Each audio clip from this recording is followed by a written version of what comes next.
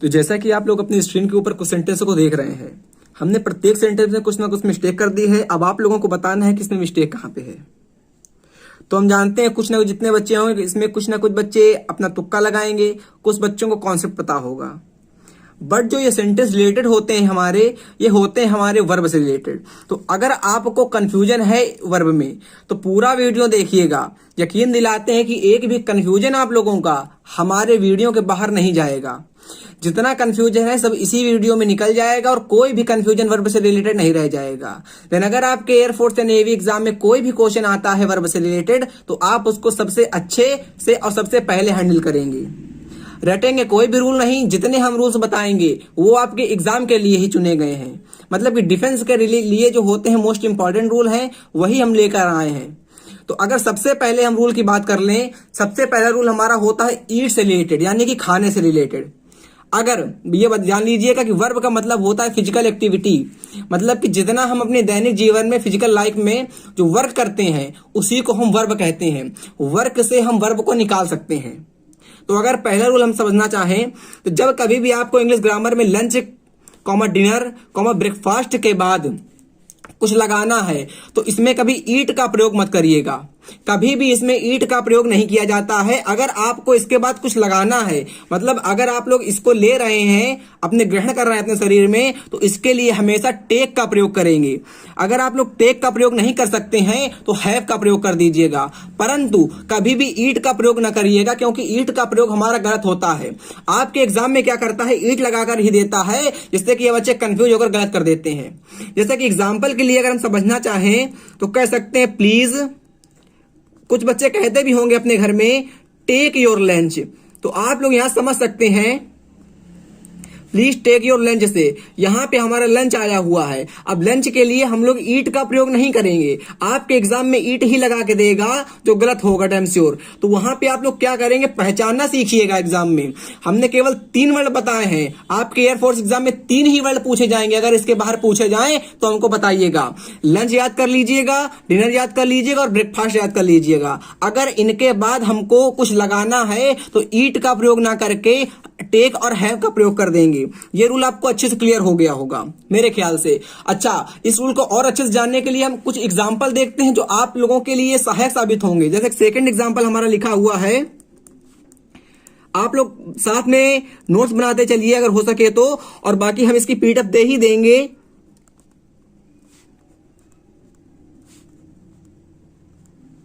चलिएगा, अब आप लोगों को बताना है कि इसमें गलती कहां पे है। अब आप लोगों का सेंटेंस सामने ये आता है सी हैव ईटन हर ब्रेकफास्ट। तो लगभग 80% बच्चे सोचिन होगा पहले हमारा रूल को ना देखने के बाद कि हमारा सेंटेंस सही है। कुछ ही बच्चों को पता होगा, बट जिसने हमारा वीडियो देख लिया उसको डैम श्योर पता हो गया होगा कि यहाँ पे ब्रेकफास्ट लिखा हुआ है। और अभी भैया ने बताया है कि ब्रेकफास्ट के पहले ईटन का प्रयोग नहीं होता है। ब्रेकफास्ट हो जाए या लंच हो जाए या डिनर हो जाए तो उसके पहले हम या बाद मतलब ईटन का प्रयोग ना करके, ईट का प्रयोग ना करके हमेशा टेक का प्रयोग करते हैं। किसका प्रयोग करते हैं, टेक का प्रयोग करते हैं। बट भैया ने यह भी बताया है कि टेक और हैव का प्रयोग करते हैं। तो कुछ बच्चे सोच रहे होंगे, क्या सोच रहे होंगे कि भैया इसमें हैव तो ऑलरेडी इंक्लूड है, इसमें हैव तो यहाँ पे हैव नहीं होगा, पहली बात तो हैज होगा क्योंकि हमारा सिंगुलर सब्जेक्ट है। क्लियर है ना, इसमें हैज तो अपने आप इंक्लूड ही है, तो इसमें टेक कर दें या तो हैव कर दें कुछ। अच्छा, यहां पे अगर यू लिखा होता, यू के हिसाब से हैव आता, फिर भी हम यहाँ पे हैव कर सकते थे। क्यों कर सकते थे, क्योंकि यू हमारा हो गया प्रीवियस सब्जेक्ट, तो ये हमारी हो गई हेल्पिंग वर्ब, और हेल्पिंग वर्ब इससे कोई मतलब नहीं होता है, ये हमारी होती है मेन वर्ब। तब हमारा सेंटेंस होता you have your lunch. Clear हो गया, हैव योर ब्रेकफास्ट कह दें या लंच कह दें। तो ये रूल हमारा बताने का बस इतना उद्देश्य था कि आप लोगों को एक ट्रिक सीख जाएं कि हमेशा और हमेशा लंच के बाद, ब्रेकफास्ट के बाद और डिनर के बाद कभी भी ईट का प्रयोग ना करिएगा। हमेशा और हमेशा टेक और हैव का प्रयोग करिएगा।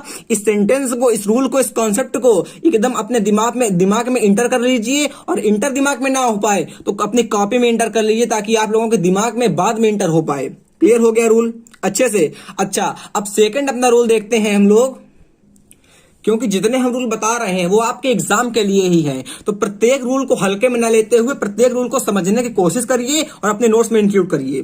तो पहला रूल आप लोगों को क्लियर हो गया होगा। अब सेकंड रूल हमारा क्या कहता है कि अगर कभी भी, क्या हमने कहा कि अगर कभी भी आपको मिस्टेक के साथ कुछ लगाना है, आप लोग जब सॉल्व करते होंगे प्रैक्टिस सेट तो ऐसा एग्जाम्पल आप लोगों को देखने को मिलते होंगे। मिस्टेक के बाद कुछ वर्ड एक बच्चे लगाते हैं मेक और कुछ बच्चे लगाते हैं डू। क्लियर है ना?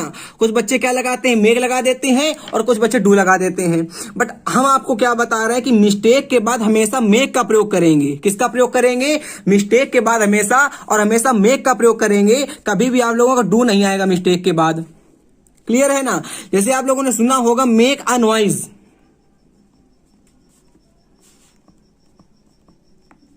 और सुना होगा मेक अ मिस्टेक। जी हाँ, ये इससे आप लोग समझ सकते हैं कि मिस्टेक के बाद अगर हम लोगों को कुछ लगाना है तो मेक लगाना है, डू नहीं लगाना। तो यहां पे समझ सकते हैं नॉइज लिखा हुआ है, आ लिखा हुआ है, इससे अर्थात कुछ लेना देना था नहीं इसका, तभी हमने बता दिया।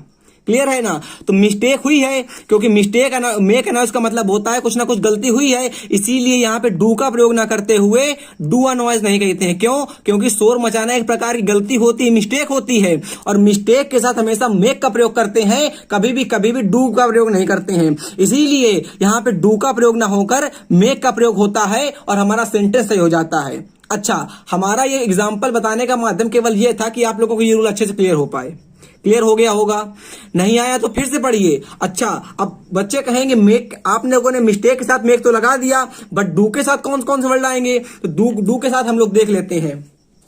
तो अगर आप लोगों को कभी भी एग्जाम में, क्या हमने कहा कि अगर आप लोगों को कभी भी एग्जाम में डू के बाद कुछ लगाना है तो हमेशा वर्क देखिएगा और हमेशा हाउस वर्क देखिएगा और ड्यूटी देखिएगा आप लोग, और अर्जेंट वर्क देखिएगा। अगर इनका बोध हो रहा है हमारे वाक्य में, अगर ऐसे प्रकार के वाक्यों का हमारे सेंटेंस में बोध हो रहा है तो आप डू का प्रयोग कर सकते हैं। परंतु मिस्टेक के बाद अगर हम लोगों को कुछ लगाना है तो हमेशा मेक का प्रयोग करेंगे, डू का प्रयोग मत करिएगा। एग्जाम्पल के लिए हमने बता दिया है मेक अ नॉइज होता है, डू अ नॉइज कभी नहीं होता है। क्लियर है? अच्छे से एग्जाम्पल देख सकते हैं अपने लोग। Why did you do this mistake। अब देखिए, इस सेंटेंस में अगर गलती आ जाती तो 75% लड़का कंफ्यूज होता और समझ में ना आता उसको कि हम क्या करें। तो हमने आप लोगों को बताया है कि मिस्टेक जब भी कभी लिखा दिखेगा आप लोगों को सेंटेंस में, तो मिस्टेक के पहले कभी भी डू का प्रयोग नहीं करते हैं, हमेशा और हमेशा मेक का प्रयोग करते हैं। तो हमारा सेंटेंस हो जाएगा why did you make a mistake. तो मिस्टेक के साथ आप लोग हमेशा मेक का प्रयोग करिएगा, डू का प्रयोग ना करिएगा। क्लियर हो गया सेंटेंस? कुछ सेंटेंस अपने और देख लेते हैं हम लोग। कह सकते हैं सी डज दिस मिस्टेक। देखिएगा, अब बच्चों ने सेंटेंस पकड़ लिया होगा। क्यों पकड़ लिया होगा? क्योंकि यहाँ मिस्टेक लिखा है। मिस्टेक के बाद कभी भी डू का प्रयोग नहीं होता है। क्लियर है? तो यहाँ पे डस का प्रयोग ना होके मेक का प्रयोग हो जाएगा। अच्छा, सिंगुलर सब्जेक्ट है सी, तो इसलिए यहाँ पे मेक्स का प्रयोग हो जाएगा। हमारा सेंटेंस हो जाएगा सी मेक्स दिस मिस्टेक। तो उम्मीद करते हैं सेंटेंस क्लियर हो गया होगा। अगर नहीं क्लियर हुआ है तो एक सेंटेंस अपना और देख लेते हैं, उससे समझने का प्रयास करते हैं। देखिएगा, एक सेंटेंस हमारा और देख लेते हैं। Third number example, you should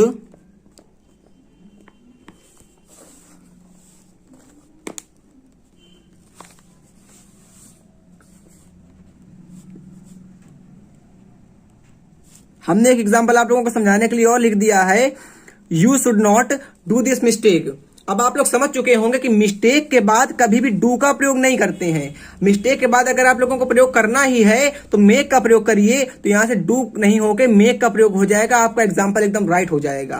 तो हमने लगभग 2 रूल बता दिए हैं आप लोगों को। तो 2 रूल आपके लोगों के एग्जाम के लिए मोस्ट ओरिएंटेड है, मोस्ट एक्सपेक्टेड है। तो इनको बिना स्किप करते हुए, जिस बच्चे ने देखा हो तो बिना वीडियो हमारा लाइक कर दीजिए। अब चलते हैं हम लोग अपने थर्ड रूल में। तो थर्ड रूल को समझने का हम प्रयास करते हैं। ये रूल बहुत इंपॉर्टेंट है। देखिएगा आप लोग, जब कभी भी आप लोगों को सेंटेंस में डिड नॉट लिखा दिख जाए, डू नॉट दिख जाए, माइट दिख जाए, मे दिख जाए, could, would, will, can, could, would, should, may, might, मतलब इस प्रकार का कोई भी वर्ड लिखा दिख जाए तो इसके बाद जितनी हम कंडीशन बताएंगे वो आप लोग याद कर लीजिएगा, क्योंकि इसके बाद ऐसा रूल ना आए पेपर में, ऐसा होना असंभव है। ऐसा एग्जाम्पल आप लोगों को देखने को मिलेगा ही। तो बस एक रूल बताएंगे इसके बाद जो आप लोगों को 1 नंबर दिलवा सकता है। देखिएगा, इस रूल के बाद कभी भी आप लोगों को अगर ऐसे वर्ड एग्जाम में देखने को मिले तो इनके बाद लिख लीजिएगा, हमारे साथ लिखिएगा कि इनके बाद वर्ब की हमेशा फर्स्ट फॉर्म का प्रयोग होता है। मतलब इनके बाद केवल हम वर्ब की फर्स्ट फॉर्म का प्रयोग करेंगे। वर्ब की 5 फॉर्म होती हैं जिसमें सेकंड, थर्ड, फोर्थ, फिफ्थ का प्रयोग ना करते हुए केवल वर्ब की फर्स्ट फॉर्म का प्रयोग कर देंगे। क्लियर हो गया अच्छे से। अब देखते हैं अपना बी पॉइंट। अगर इनके बाद कुछ लगाना है, कुछ लगाने का मतलब यहाँ पे आप लोगों को टू लगा दिखता है, कुड के बाद टू लगा देते हैं, विल के बाद टू लगा देते हैं, तो ध्यान रखिएगा इनके बाद कभी भी टू का प्रयोग नहीं होगा। इनके जस्ट बाद कभी भी टू का प्रयोग नहीं होगा। क्लियर है। इनके बाद वर्ब की फर्स्ट फॉर्म का प्रयोग होता है, इनके बाद कभी भी टू का प्रयोग नहीं होता है। थर्ड पॉइंट देखते हैं, तो इनके बाद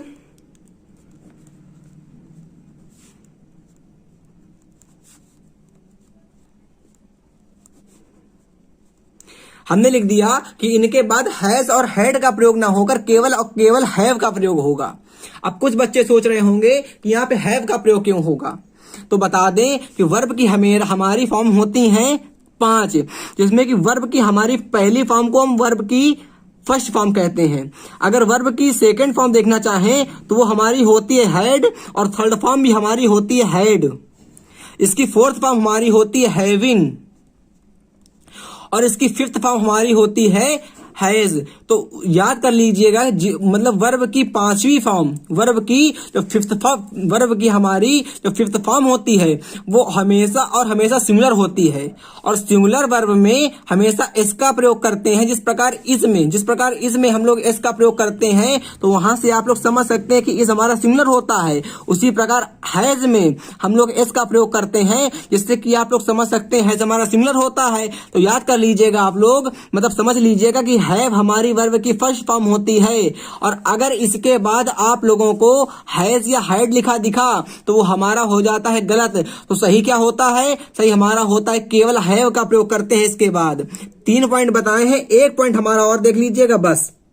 इसके बाद अगर आपको वर्ब लगानी है, इसके बाद अगर आप लोगों को वर्ब लगानी है, डी पॉइंट में देख लीजिएगा, तो हमेशा वर्ब की थर्ड फॉर्म आएगी, हमेशा वर्ब की थर्ड फॉर्म आएगी। और वो कब आएगी, वो आती है पैसिव वॉइस में। वो कब आती है, वो आती है हमारी पैसिव वॉइस में। जब भी आप लोगों का बनता है पैसिव वॉइस, तो वहां पे चालू होती है वर्ब की थर्ड फॉर्म। तो 4 पॉइंट बताए हैं, एक बार फिर से देख लेते हैं।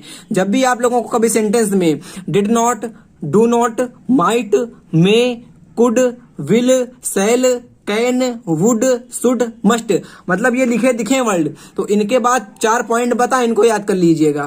इनके साथ कभी भी वर्ब की सेकंड या थर्ड फॉर्म, अब थर्ड फॉर्म तो आती है, इनके साथ कभी भी वर्ब की सेकंड और फोर्थ और फिफ्थ फॉर्म नहीं आती है। अगर लगाना ही है तो थर्ड फॉर्म का प्रयोग करेंगे। बट याद रखने वाली बात यहाँ पे ये होती है कि अगर आप लोगों ने थर्ड का फॉर्म का प्रयोग करा तो वहां पे आप लोगों का सेंटेंस बन जाता है पैसिव। क्लियर है ना, वहां पे आप लोगों का सेंटेंस बन जाता है पैसिव। इनके बाद कभी भी टू का प्रयोग नहीं होगा, हैज और हैड का प्रयोग ना होकर केवल हैव का प्रयोग होगा। क्लियर है। ये रूल समझने के लिए कुछ एग्जांपल देख लेते हैं, उस माध्यम से इस रूल को अच्छे से क्लियर करना चाहते हैं हम। तो बिना जुड़े, मतलब बिना स्किप करते हुए वीडियो को पूरा देखिए। अभी हम आप लोगों के लिए कुछ एग्जाम्पल बताते हैं। ये वही एग्जाम्पल है जो आप लोगों ने सबसे पहले देख चुके हैं। सबसे पहले जो वीडियो चालू हुआ तब आप लोगों ने एग्जाम्पल देखे थे, ये वही एग्जाम्पल है। तो आप अब जितने हमने रूल्स बता दिए हैं, आप ये रूल देखने के बाद इन एग्जाम्पलों को देखना कितने अच्छे से करते हैं।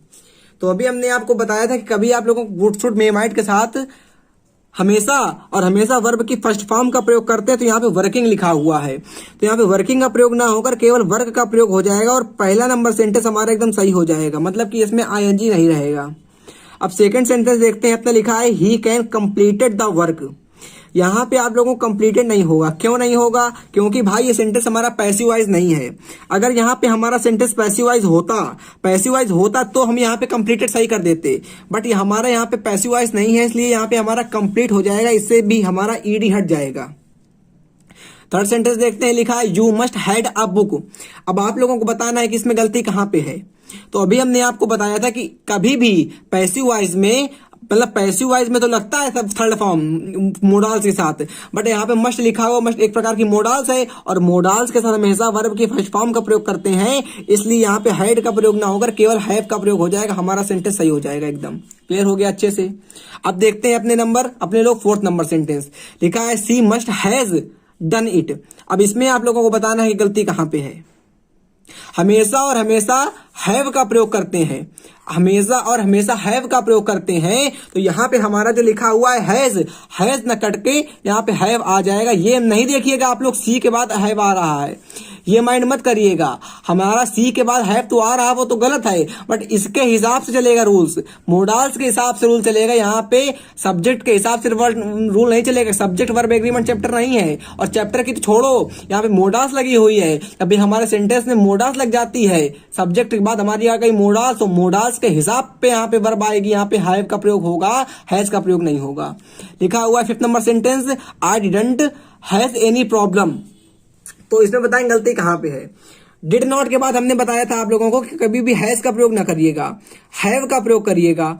जैसे ही आप लोग हैव का प्रयोग करेंगे तो आपका सेंटेंस सही हो जाएगा I did not have any problem. Clear है ना, अच्छे से क्लियर है। अब देखते हैं सिक्स नंबर सेंटेंस, लिखा है she could have call me. तो यहां पे आप लोगों को लिखा हुआ she could have called me, call में लिखा हुआ है। अब देखिएगा ये सेंटेंस तो हैव के बाद प्रयोग होगा वर्ब, मतलब हैव के बाद वर्ब लगेगी, और हैव के बाद लगेगी तो यहाँ पे कॉल्ड का प्रयोग हो जाएगा। क्यों हो जाएगा? क्योंकि देखिएगा कुड हमारा होता है मोडाल्स, और मोडाल्स के बाद हमारी आती है वर्ब की, मतलब हैव आता है, और हैव के बाद हमेशा सब लोग जानते हैं कि वर्ब की थर्ड फॉर्म तो आती ही है, इसलिए यहाँ पे कॉल्ड हो जाएगा। 7 नंबर सेंटेंस देखते हैं हम लोग, लिखा हुआ है we would have completed his work. अब देखना इसमें गलती कहां पे, आप लोग सोचिए तब बताइए। सोच लिया होगा, सरल है, यहाँ पे कंप्लीट नहीं लगेगा, कंप्लीटेड का प्रयोग हो जाएगा। अभी ऊपर बताते चले यार, रूल्स वही रूल्स का हमने एग्जांपल इसमें भी दे दिया है।